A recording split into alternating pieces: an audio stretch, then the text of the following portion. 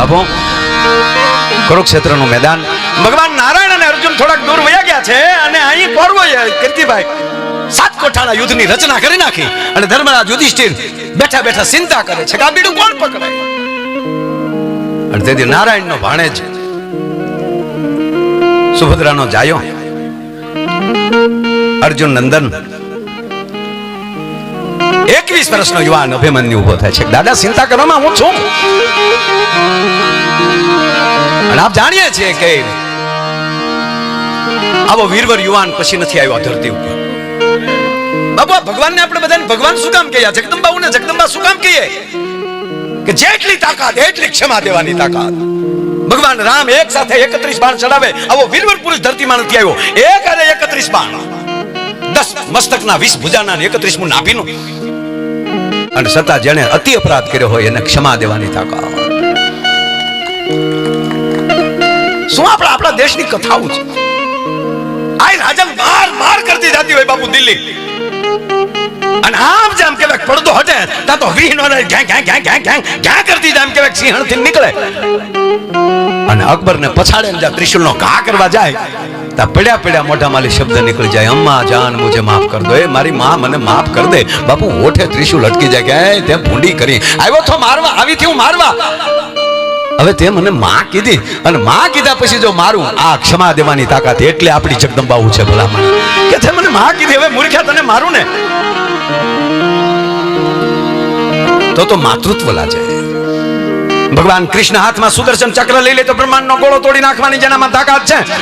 પણ જેની પાસે શિશુપાલની હોહો ગાળ્યો સહન કરવાની જેનામાં તાકાત હોય ને એટલે કૃષ્ણ કહેવાય છે કે જેને યુટર્ન પાછો ફરતા અભિમાન્યુ લડે છે. કૌરવોએ નીતિને નેવે મૂકી છે. તણક ટોળકી એક થઈ અને ભારત વર્ષના છેલ્લા વીરવર પુરુષનો વિદાય થાય છે. ટૂંકી વાત લઈ લો બાપુ કે એનું શરીર જ્યાં ઘરે જાય છે ને બેન સુભદ્રા કાંડા પછાડે છે. અભિમન્યુ ઉભો થા બેટા, હું ઓતરાને મોઢું શું દેખાડીશ. રોઈ રોઈને થાકે છે ને ભગવાન કૃષ્ણનો પ્રવેશ થાય છે. આ વાત મારી માવું સાંભળે. ભગવાન નારાયણનો જ આમ પ્રવેશ થયો અને બેન સુભદ્રાએ, તમે ઘડીક તો કલ્પના કરો કે જેનો મામો કૃષ્ણ હોય, જેનો ભાઈ મુરલીધર હોય, એ બેનને કેવડું છે. ગડગડતી દોડતી ભગવાન કૃષ્ણને મતમાં ભરી લઈ લીધા. ગોપાલ, ગોવિંદ, મધુસૂદન, કનૈયા, એકવાર મારા દીકરાને હજીવન કરી, એકવાર બેઠો કર્યા. બાપુ છેલ્લે સાથીમાં ઢીકા મારે. ગોપાલ તને કહું છું, કૃષ્ણ આંખો બંધ કરીને ઉભા છે. સુભદ્રા જુરે છે. છેલ્લે ભગવાન કૃષ્ણના ડોકમાં જે ખેસ છે ખેસી ટીંગાઈ ગઈ, આમ પડે છે નીચે. ગોપાલ અર્જુન નીચે પડવા જાય છે. ભગવાન કૃષ્ણ બાવડે પકડી સુભદ્રાને ઊભી કરે છે. સાવધાન સુભદ્રા, વીરવર પુરુષની પાછળ આવા રુદન સારા ન લાગે. મારા અભિમાન્યુના મૃત્યુને લજાવો નહીં. ગોપાલ, હું રડું નહીં, શું કરું? મારો મોહ ભાંગી ગયો. ઓતરામાં એનો ઓધાન છે, એનું મોઢું નથી જોયું અને તાઈ વિયાવો જાય. હું માં છું અને તારી જેવો મારે ભાઈ હોય અને ભાણેજની હાલત થાય. સાવધાન સુભદ્રા કે પણ ગોવિંદ લોકોએ નિયમોને નેવે મૂકીને મારા અભિમાન્યુને માર્યો છે. ની હતો તો ની રથો તો. સાચું કહું સુભદ્રા, અને કોણે માર્યો? એ ગોપાલ કહો. હા કે સાંભળી શકીશ? હા કે તે માર્યો છે. ભગવાન કૃષ્ણ કહે છે સુભદ્રાને, તે માર્યો છે ને? ગોપાલ, હા મારી બેન, તે માર્યો છે. આજે તારા પેટમાં હતો તેથી હું 7 કોઠાની વાત માંડીને તારી પાસે બેઠો હતો. હું તને નહોતો સંભળાવતો, એ મારા અભિમાન્યુને સંભળાવતો હતો. અને તે 6 કોઠા સુધી સાંભળ્યો અને 7મે કોઠે તને નીંદર આવી ગઈ. 7મો કોઠો તો સાંભળી ન શકી. એ 7મા કોઠાની નીંદરે મારા અભિમાન્યુને નીંદર લાવી દીધી છે. બાકી જો 7 કોઠા તો સાંભળી ગયો હોત ને તો બ્રહ્માંડના ગોળા ઉપર કોઈ એવો પુરુષ નહોતો ભાગ્યો કે મારા અભિમાન્યુને મારી શકે. એટલે કહું છું સુભદ્રા, અસ્તિત્વ બોલતું હોય ત્યારે સાંભળી લેજો. આવા સાધુડા બોલતા હોય ને, આવા બાપ બોલતા હોય ત્યારે સાંભળી લેજો. અને એ કાન દ્વારા પ્રવેશ કરશે તો હનુમંત જેવા જન્મ છે. હનુમાનનો પ્રવેશ કાનથી છે. એટલે જીવનની અંદર પેલો સંસ્કાર હોય તો ગર્ભ સંસ્કાર છે. બાકી તો ધરાવીને ધાનના નિપજે, કુડવીને માડું હોય, જેસલ જખરા નિપજે જેની માં હોતલ હોય. એક સંત મને બહુ ગમે છે. કઈ દમ ડમક ડમકતા દૂર ડમ ડમ કત કહકત મોર મલાટ ગીરા તો પે પીઉ શબ્દ પુકારત ચાંતં કીયું કીયું કોકિલ કંઠ ગીરા આરદાવ ગડાડ ગડાડ ન બહોત ગણા કાંડણ ગિરિવર શિખર ગજાય તમ રૂમજુમ બરસત બરસાત ગરર ગરર ઘન ઘોર ગજે. આ સંત આપણે વર્ષોથી સાંભળીએ છીએ. હું ઘણા વર્ષથી બોલું છું. આમાં મજા આવે કનૈયા, સમજાય નહીં. અને જીવનમાં એની જ મજા છે જે સમજાય નહીં ને એટલે જ મજા આવે. આપણે પેઢીઓથી પાલુભાઈ બધા ભજન સાંભળે, કોઈને હૈયે રહ્યું? કારણ કે ભગવાન કૃષ્ણ જ એમ કહે છે જશોદા ભૂલી જાજે હો, મેં તને સૌ બ્રહ્માંડના દર્શન મોઢામાં કરાવ્યા. એ તો બાળક હું હતો, તું તો મોટી છો, તું તો મારી માં છો, પણ ભૂલી જાજે નહીં તો લીલા કરવામાં મજા નહીં આવે. ભૂલવાડી ઈ જ દે છે. અર્જુન 18 દિવસના યુદ્ધમાં અર્જુન 4 વાર ભૂલી ગયો મારો રથ કોણ હાકે. એટલે જીવનમાં આનંદ જ મજા આવે. અને બીજી વાત એ કહું કે બાળકો હોય ને એની હાજરીમાં સારી જ વાતો કરવી. બે માણા કરી એ તો પતિ પત્ની બે બેઠેલા, અને હવે તો પાલુભાઈ બધું એકચ્યુઅલી બે જણા બેઠેલા, છોકરા ટાબરિયા એમણે ગેમ રમતા હતા. કાંઈ અત્યારે માવું જ મોબાઈલ પકડાવી દે, હાસવો નહીં એમ. તો પણ તો પ્રાગટ્ય કર્યું શું કામ આને તમે? આનું અવતરણ ન કરાય. ગામમાં બિલાડા નહોતા નહીં. બાળકને સાહેબ એના બાળપણની અંદર માવતર પ્રેમ કરતા થઈ જાય તો આ દેશમાંથી વૃદ્ધાશ્રમ નીકળી જાય. કારણ કે જેટલી ફરજ બાળપણમાં માવતરની આવે છે એટલી જ પછી છોકરાઓની જવાબદારી ગટપણમાં આવે છે. જે બાળકનું કાલું કાલું શું બોલે છે એ સમજી ન શકતો હોય, એ જ બાળક મોટો થાય ત્યારે બૂઢો થાય ત્યારે એનું ન સમજીએ કે પછી કે તમે હેઠો બેહો ને હું બોલ્યો એ જ ન સમજાતું. વારો છે આ મોબાઈલે હકીકત મારી નાખ્યો.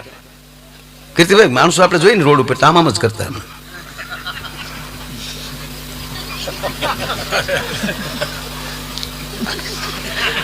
આ મોબાઈલ ચોરી જાય એમાં હું નીકળતું હોય છે ત્યાં આમ થઈ જતો હોય. અને હવે તો એવા કઈ કાસ નીકળે એની સિવાય કોઈ જોઈ ન હોય કે બોલો ને. Privacy glass.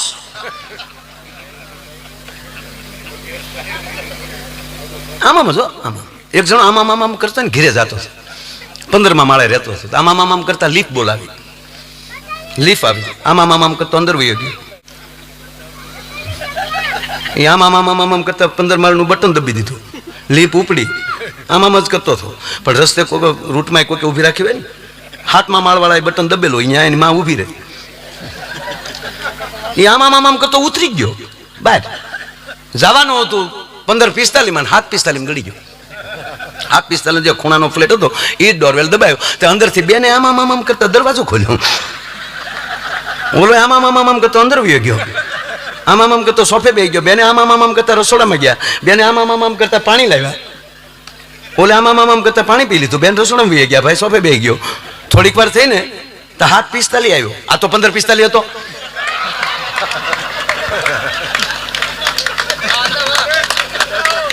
એ 7:45 ડોરવેલ દબાયો એટલે ઓલા આમ કરતો દરવાજો ખોલ્યો.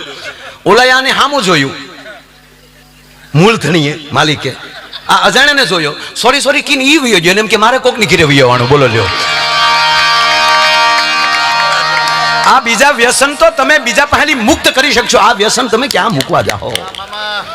આ મોબાઈલ નું સંશોધન તો માણસ જોડાયેલો રહે એ માટે કે એને દૂર ન લાગે. સામો મોબાઈલમાં વાત કરી શકે, પણ એને ખબર નહોતી કે આની અંદર આવડા લોકો ગોટાળો કરશે. મોબાઈલ મન નાખ્યા છો. સમય છે, પણ એનો જો સદુપયોગ થાય, વાત આ છે, એનો જો આનંદ થાય. અને બીજી વાત એ કહું કે અત્યારના સમયમાં બધો ભાવ વધતો જાય. ભાઈ બંગલા મૂક્યા 300, એમાં તમે અત્યારે બુક કરાવી લો 3 વર્ષ કહો તો એ પાછા 1.5 ભાવ થઈ જાય. સોનાના ભાવ વધે, જમીનના ભાવ વધે, કપડાના ભાવ વધે, બધું વધતું જવું જોઈએ ને. આ બે માણસનો પ્રેમ કેમ ભાઈ ઓછો થતો જાય? લગ્ન પહેલા કેવો પ્રેમ હોય, મોબાઈલમાં વાતો કરતા તો એકાબીજી ગુલ્ફી ઘોડે ઓગળી જતા હોય. હાલો આપણે એમ થાય કાકડાને ડબલે ડબલે ભરવો પડશે ડોલમાં. હાલો ઘૂગલો ઘૂગો બાપુ નારાયણ બાપુ અરે બહુ હું નાનો તમને યાદ કરતો. પરવીનદાનભાઈ અમે આવીએ ને પછી જે અહીંયા હાવ હવાઈ થતી, બાપુભાઈ બહુ આવી ઝીણી વાતો હતી. બાપુ પૂંજે નારાયણ બાપુ એમ કહેતા કે દીકરા આ બધું સાહિત્ય છે, અને સાહિત્યના શબ્દોને ગોતી ગોતી સંતોએ એની માળા બનાવી એ ભજન છે. એમાં એક હતો પારો તૂટી જાય અને હસતા હસતા પાછો એને ભેગો કરી લે, એ હાસ્યરસ છે. નવે નવ રસ સાહિત્યના છે, એમાં ભક્તિરસ છે, એ ભજન છે, એ કાળજ્યું છે. હાસ્યરસ મુખારવિંદ છે, વીરરસ ભુજાઓ છે, અને ભક્તિ રસમાં એક બીજો રસ છે, એ સેવકપણું પેદા થાય, એ પગ છે કે એનાથી સેવા ઊભી થાય. અને ઘરે ઘર કહીએ તો આ ચારેય વરણમાં એક જ વ્યક્તિમાં હોવો જોઈએ. આપણો વેદ એમ કહે છે, આપણે એને વરણમાં બાટી નાખ્યા છે, પણ વેદનો ઋષિ એમ કહે છે કે હે નારાયણ, હે ઈશ્વર, મારા મુખને બ્રાહ્મણ બનાવજે સમય આવે ત્યારે, મારી ભુજાઓને ક્ષત્રિય બનાવજે સમય આવે હાથમાં શમશેર લઈ શકું, મારા પેટને વૈશ્ય બનાવજે કે જ્યારે કોકની જરૂર પડે ત્યારે મદદમાં ઉભો રહી શકું, એનું પોષણ કરી શકું, અને મારા પગ એવા બનાવજે કે આવા બાવલિયા જેવા જ્યારે ઉત્સવ કરતા હોય ત્યારે હું સેવામાં એની અંદર લાગી જાઉં ને સેવક શુદ્ર બની શકું. એક જ વ્યક્તિમાં જ્યારે ભગવાન રામને જ્યારે થયું ત્યારે ક્ષત્રિય બન્યા છે, બોલવા બેઠા છે ત્યારે લક્ષ્મણને સંભળાવ્યા છે ત્યારે બ્રાહ્મણ બને છે, જગતનું પોષણ કરવાનું આવે ત્યારે વૈશ્ય બને છે, અને એના વિશ્વામિત્ર સાથે જાય ત્યારે સેવક બને છે, શુદ્ર બને છે. એટલે ચારેય વસ્તુ ઈશ્વર આપણને આપે, અને એની અંદર જે માણસ જયારે પ્રવેશ કરતો જાય એટલે મને એ થાય કે આ નકર કેવો માણસ, હાલો ઢીલો પડી જાય. અને એ 10 મિનિટ ફોનમાં ઓલી દીકરીને બિચારા એના મમ્મી બાજુમાં બેઠા એટલે વધારે ન બોલી શકે, ઓલી દીકરી ધીમું ધીમું બોલશે, તું તો બકા કાંઈક બોલ, અમારે એ બાજુ બકા કે. આ બકું આવ્યું ક્યાંથી? આ ભાગવતનો શબ્દ છે, બકીને બકો. બકાસુર, બકાસુરની બેન એટલે પૂતના, એનું નામ બકી છે. હવે આવા પાત્રો ફરીવાર આવ્યા મેદાનમાં પાછા, હું થાય મારો રામ જાણે. બકા બોલતો ખરી કાંઈક 10 મિનિટના ફોનમાં 15 વાર એમ કે કાંઈક તો બોલ, મારા મમ્મી બેઠા પણ એક બાજુ હોય કાંઈક તો બોલ, કેવું મીઠું બોલશો. એનો લગ્ન પછી 20 વર્ષ હું કે તું મૂંગી બેસ ને, આપણે એમ થાય કે મરી ગયાનો પ્રેમ ગયો ક્યાં? આવ ગુગુ જમવા બેઠેલો, બેન લાઈવ રોટલી બનાવતા, બેનો તો સારા જ હોય, સારા જ હોય એનો પુરાવો. આપણે કોઈ દી સારા મળે હાટું વ્રત કર્યા? મળવા જોવે. આ બેટી બચાવો અભિયાનમાં રહી ન જાય એમ બસ. અને આપણી માવું નાની બાળિકાઓ હોય ન્યાલી વ્રત ચાલુ કરે કે હે જયા પાર્વતી, હે ભગવતી, બટકી ન જાય એનું ધ્યાન રાખજે મારી માં, મારા ભાવનો થાર ન થાય. એટલે એને વ્રત રહેવા પડે. એનો અર્થ એ થયો આપણે નથી રહેતા, એનું કારણ એ છે કે ત્યાં ઓલરેડી કમ્પ્લીટ છે. બાપુ 3 સ્વરૂપ છે. તમારી ઘરે જ્યારે જન્મે છે દીકરી, એ તમારી શક્તિ છે, તમારી લક્ષ્મી છે. પરણીને કોકના ઘરે જાય જ્યારે એનો કુળનો વેલો વધારવા આવી, તમારી કુળદેવી છે. અને પછી પાછી માં બને છે. બાપુ પેલું નામ પડે છે બેન, બીજું નામ પડે છે દીકરી, ત્રીજું નામ પડે છે વહુ. અને એને જયારે ભગવાન નારાયણની, માં રાંદલની, માં મોગલની કૃપા થાય અને ઘરે બાળકનો જન્મ થાય, એક બાળકનો જન્મ નથી થતો, આખા પરિવારનો જન્મ થાય. નિલેશભાઈ પેલા બાપ નહોતો, ખેતસીભાઈ દાદા નહોતા, ભાઈ મોટો બાપુ નહોતો, બેન માં નહોતા, પણ એક બાળક જન્મે હતા. મોટા બાપુ, કાકા, મામા, દાદા, નાના, એક અરે એટલાનો જન્મ એક બાળક કરી નાખતો હોય છે, એક બાળક કરી આવે છે ત્યારે. એટલે અદભુત છે એટલે બેનો ટૂંકમાં. અને બીજો એનો ત્રીજો શબ્દ આવે છે વહુ. આપણા અમુક સમાજમાંથી શબ્દ વપરાતો જ નથી. સસરા શબ્દ નથી વપરાતો, મામા, સાસુ શબ્દ નહીં, ફોઈ, જમાઈ નહીં, ભાણેજ. શું બાપુ આપણા શબ્દો છે. અને હવે તો હાહુ નહીં મમ્મી કે મમ્મી તમે આવી ગયા. હા, દીકરીના માવતરને માવતર કરતા વિશેષ રાખો. એના કાળજાનો કટકો તમારે ઘરે મોકલ્યો છે એને વિશેષ. પણ મમ્મી નો કહેવાય યાર, ફૂઈ કયો મમ્મી કહેવાય.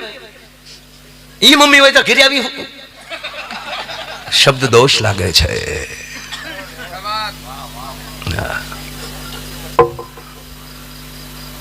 પછી નો જન્મ થઈ જાય પછી એનું ચોથું નામ પડે છે માં.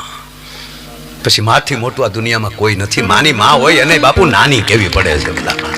માની માં હોય એને નાની માં. એટલે બેનો સારા હોય તો રોટલી વણતા હતા. ઓલો ઘૂઘું જમતો હતો બેઠો બેઠો. અને અમુક તો બાપુ ઉપેલી ખીજાવા હાટું જાય બાબુ. કારેક વાઘમાં હવે કોક પછી બધું. એક છોકરાને એના બાપા મારતા હતા. 17 વર્ષનો છોકરો, ભડ ફાધર.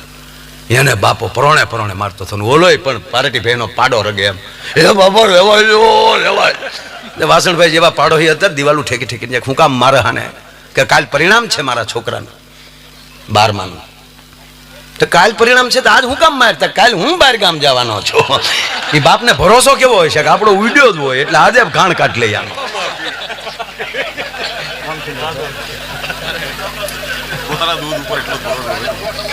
લોય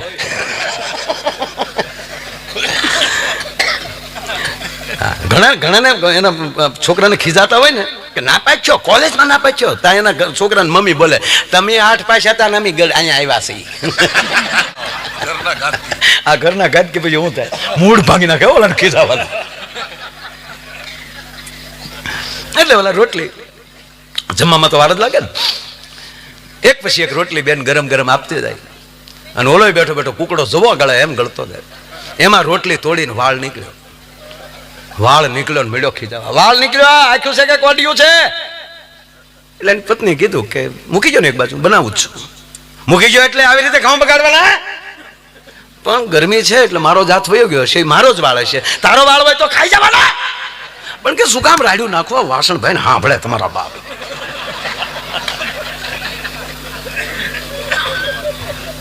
કેમ નખી જાઓ આવી રીતે પથારી ફેરવી લડે છે. મોંઘવારી કેટલી પોગી અને આવી રીતે રોટલી બગાડી નાખવાની. વાળ કેમ આવે તમને પગે લાગુ? મારો વાળ છે, મારો હાથ આમ વયો ગયો છે. કહું છું તારો વાળ હોય તો ખાઈ જવાનો. ત્રીજી વાર બોલ્યો એટલે બેને વેરણા બેરણું મૂકીને બાજુમાં બેસી ગઈ.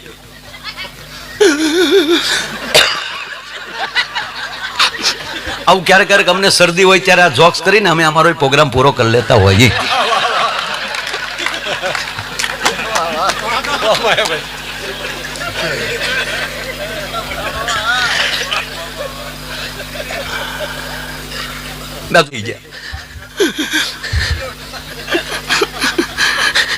ક્યારને કહું મારો વાળ છે, મારો વાળ છે. 22 વર્ષ પહેલાના દિવસો યાદ કરો. મારી ઘરે તું ને તારી મમ્મી બે જોવા આવ્યા તો તેથી કેવા મારી લેટીએ પીટીએ કરીને બેઠો હતો. 2 વાર પૂછું ત્યારે 1 વાર ખાલી આમ આમ જોતો હતો. અને એની મમ્મી તો એવા વખાણ કરતી હતી, એની મમ્મી તો એવા વખાણ કરતી હતી કીર્તિભાઈ. હું કોઈ દી ઘરની વાત ન કરું ભાઈ, પણ મોટા માંગણી રાખીને બોલાવે સા. હું કોઈ દી ન બોલું ભાઈ. આવું મેં કોઈ દી નથી કર્યું, આજે જ કરું છું. આ બાપ ને આમાં ગલોટિયા ખાવ છું મારા બાપ. હા હા ગલથોલ કરું છું, તમે રાજી થાઓ. બેઠા બેઠા ક્યારે ને કહું ગામ સાંભળે પણ રોયા ને નાથ મોરડો નથી. ધબમ જ કરતો હોય ગમે. અને ભાઈ જોવા આવ્યા ને ત્યાંની મમ્મી કહેતી ત્યાંની મોમ આની મોમ મને કહેતી હતી મારા દીકરાને ઇંગ્લિશ એવા ફાવતું નથી. અહીંયા આવ્યા પછી ખબર પડી ઇંગ્લિશ એવા ફાવતું નથી. હાલ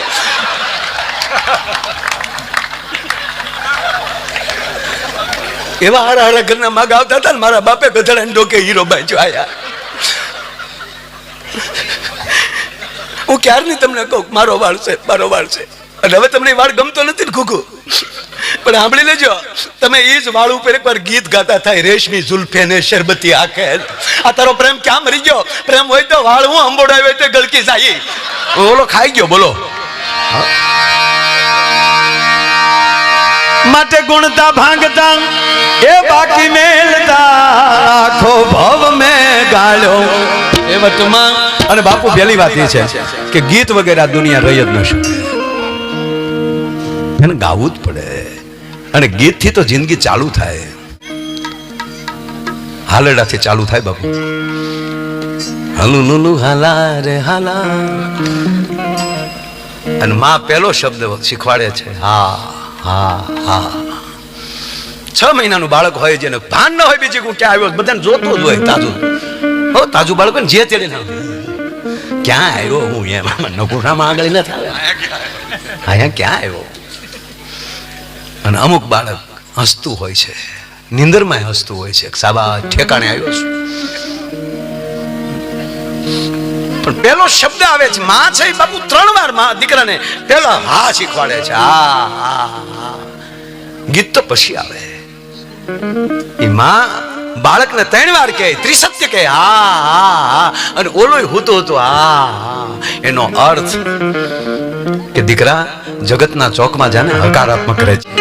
હા હા. અને ઈનો પાછો આવા મહાપુરુષ પાસે જાય તો ભજનમાં જીરે વાલા હતા કે હા હા હા. એ હા આયે ચાલુ થાય ને હા આયે પૂરું થાય છે. આની વચ્ચે આનંદ કરી લેવો. છેલ્લે એક વાત યાદ આવી કે સાધુતામાં કેવડી તાકાત છે બાપુ. ભગવાન રામ ના શબ્દ ઉપર ભરોસો. 2 મિનિટ લઈને મારે કલકેજી કીર્તિભાઈ સાંભળવા બેસી જાય તો 3.5 કલાક 4 કલાક એમ કે કેટલું હાસ્ય તો પણ ક્યારેક ઠેકાણું મળે ને ત્યારે અંદરથી વાત નીકળતી હોય છે. ને બાપુ ભૂખ્યા રહીએ કઈ અઠવાડિયું પણ વામીને ના રોકી શકાય, ઉલટીને ના રોકી શકાય તો મૃત્યુ થાય.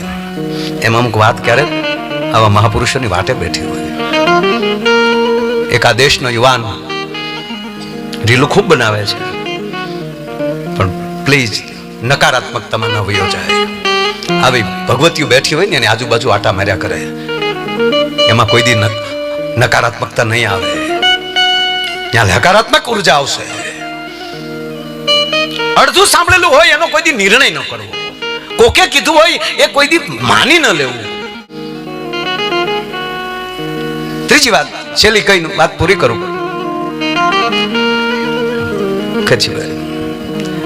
કે આપણે રાજા દશરથજીના તો મહારાજ દશરથના તો દીકરા નથી ને, આપણે રામના ભાઈ નથી, સુમિત્રાના જાયા નથી, શેષ નારાયણનો અવતાર નથી, લક્ષ્મણ તો ઈ હતા. અને બરોબર પંચવટીમાં બેઠા છે ભગવાન રામ, લક્ષ્મણ અને જાનકી વનમાં છે, ત્યાં બેઠા છે. થોડાક ઋષિઓ બેઠા છે, સરસ મજાનો વાર્તાલાપ ચાલી રહ્યો છે. અને એમાં ઓચિતા ભીલોના દીકરાઓ, વનવાસીઓના દીકરાઓ દોડતા દોડતા આવે છે. પ્રભુ ભરત અને શત્રુઘ્ન અયોધ્યાથી સેના લઈને આવે છે. હે શબ્દ નીકળ્યો. અને ભગવાન રામે સહેજ એવું આશ્ચર્યજનક ખાલી પાલુભાઈ જોવે છે ભગવાન રામ. અને એક દીકરા તરીકે પ્રાર્થના બેઠેલા સમાજના વડીલોને કે મહિનામાં 1 રજા એવી રાખજો કે આખો પરિવાર બેઠો હોય ને ઘરનો એક મોભી રામાયણ વાંચતો હોય, 1.5-2 કલાક ઈ એક સાંભળી લેજો, વાંચી લેજો. રામાયણ પૂરી થાય તો ગીતાજી લેજો, દેવી ભાગવત લેજો, આવી માવુના ગુણગાન લેજો. અને ખાલી ભરત મિલાપને 1.5 કલાક થાય છે વાંચતા. કેવલ ભરત મિલાપની પેલા વાત કરી દો. કેવલ ભરત મિલાપ આખો પરિવાર ભેગો બેહીને 1.5 કલાક વાસણભાઈ સાંભળી લે. અને 1.5 કલાકનો પ્રસંગ આખો પરિવાર બેહીને એકવાર રામાયણ માલી સાંભળી લે. અયોધ્યા કાંડના 227માં દુહાથી આ પ્રસંગ ચાલુ થાય. એ 1.5 કલાક તમે સાંભળી લો. પછી તમે વ્યવસ્થાના ભાગરૂપે સુરત, મુંબઈ, અમદાવાદ રહેશો, અલગ અલગ બધા પાયો. પણ જો હૃદયથી જો જુદા રહ્યો તો માયવાયર ગાવાનું જાહેર ક્ષેત્ર મૂકી દે ભલામણ. કેટલી તાકાત વાત છે આમાં. અને એનો એક નાનો આ ટુકડો મને બહુ ગમે છે. લક્ષ્મણજી આમ જ્યાં ભગવાન રામ સામું જોયું, ભગવાન આચાર્ય થયું અને એટલી વારમાં લક્ષ્મણજી બોલે છે, સ્વામી મારા નાથ, તમારી આજ્ઞા વગર બોલું છું. શું સમજે છે કઈ કઈ નો દીકરો? લક્ષ્મણ બોલે છે, બાપુ આપને તો ખબર હોય પણ બોલે છે લક્ષ્મણ, આપની આજ્ઞા વગર સ્વામી બોલું છું. શું સમજે છે કઈ કઈ નો દીકરો? 100 વર્ષ પછી પાછા તમે ગાદીએ ન બેસો, એને અવિચલ રાજ જોવે છે. અને એ તમને એકલા સમજીને આવે, ભૂલી ગયા એને હારે કોણ આવ્યો છે? એ માફ કરજો નારાયણ, એ તમારું પદ જીરવી ન શક્યો. ઓચિતા ગાદી મળે ને જીરવી ન શક્યો. અને જે જે રાજાઓ પદ નહોતા જીરવી શક્યા એના નામ લઈશ લક્ષ્મણ. અને હજ તો ઈ થાય કે પાથો મીડ્યો બાંધવા. લક્ષ્મણજી પાથો બાંધ્યો. લક્ષ્મણજીએ જટા બાંધી લીધી અને ભગવાન રામકૃષ્ણમાલી રજ લઈને પોતાના મસ્તક ઉપર ચડાવીને એટલું બોલ્યો કે નારાયણ,